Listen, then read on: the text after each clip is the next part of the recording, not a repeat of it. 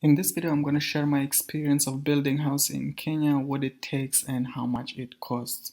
So I'm going to change my environment that I'm used to, like this one, for 2 months to this one. So let's get back to the day of our departure. Here we are. Sheila put me in this inmate suit that she says everybody travels in. I didn't see anybody in it, only myself. Here we are going to the airport. And we flew with Qatar Airways, which provides fantastic services even when all the situation in the world must have hit them hard. Food, amazing, airplane, brand new, tinting glasses, everything perfect, even when the airplane was half empty, and price-wise, they always pop out as the most affordable and most frequent uh, carrier. So definitely perfect. That deserves head down. Here we are already landing. We caught a little break at the airport because we wanted to rest our legs before we hit the road again. 2 years ago we got 300 square meter in the place where Sheila used to live, and it cost about $7,000. When Sheila was here alone, they removed trees, leveled the surface, set the foundation, provided the piping of water system to the land, and when I arrived, the walls were already rising up. We thought that it will be needed for us to have a place because we thought I'm gonna fly these locations. As a by the way, I flew this plane so many times and it got crashed. Somebody in my school crashed it, but thank God they survived. So after my arrival, that's how this house looked, and that's basically how we left it. And distantly, we hired people to do the roofing, finish the side of Auntie and Sheila's sister, which is on the left, so that they can live there as they live in the town as a tenant. So why not make a place for them since we're already building? As we were going, the currency here kind of a drop towards the currency we use, so it favored us to get more for less. So we did the electric wiring, ceiling, and glass doors. So this is what we arrived to. Very raw structure, a lot of work ahead. So we hit the ground running the very second day. So as we were here, the plumbing needed to be done, so we were making space for the pipes in the wall. Here we were digging for the drainage of the piping system. Here is a kitchen being made out of cement. We wanted to do a kind of an industrial style, and we also wanted to keep the budget low. Here we were doing painting, tiling of the kitchen, tiling of the bathroom,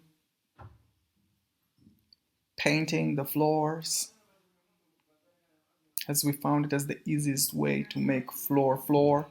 Put sweat and blood into this house. Literally, here Sheila cracked her head. All this time, we were in Sheila's sister's room, and I did not fit the bed. For 3 weeks we were there. I did not fit the bed. I had wounds from the bed frame. We had no power. We had no internet. We were just working towards the goal. Here it finally started looking like something that you could call a place to stay.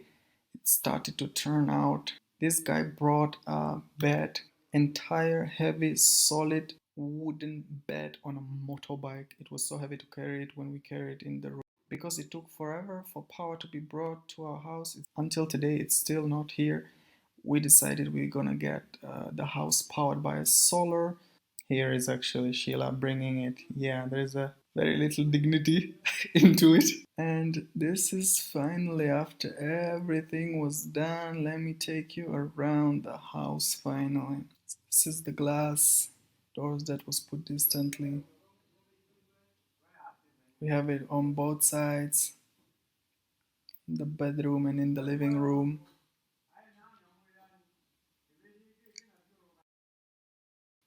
This is the wiring that is being powered by the solar panel as the controller, inverter, and the battery. It can really run TV nicely. And a bathroom.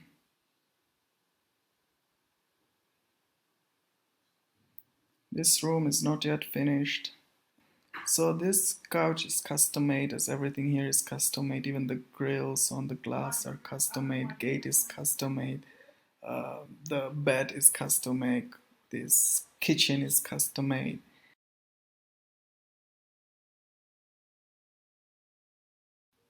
There's still missing glass. There's supposed to be glass. And this is walk-in closet. And the wardrobes also made custom made.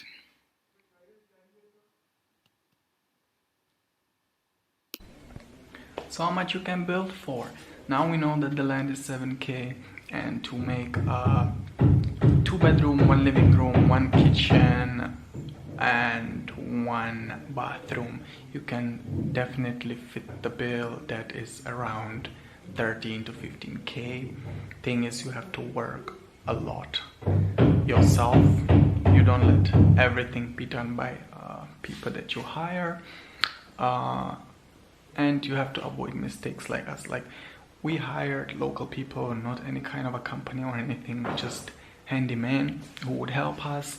So organizing them to efficiency is definitely vital, which we realized after our arrival, because some things were done as we were not here, and we definitely realized we overpaid because they took their time longer than was necessary to be paid more days. Then also we put stony fence. It's like a fortress because Sheila wanted it to be safe, but if you put normal fencing that takes few days to put, it can definitely cut the cost. Rising the walls as the fence took really a lot of labor work for many days, and the stones also cost something. So there are some things that we learned that we wouldn't do now to cut the cost. So I'm advising you these things, or at least sharing them, not necessarily advising, but now you know the mistakes I didn't know or things that I didn't know. So yeah, 15K is totally realistic.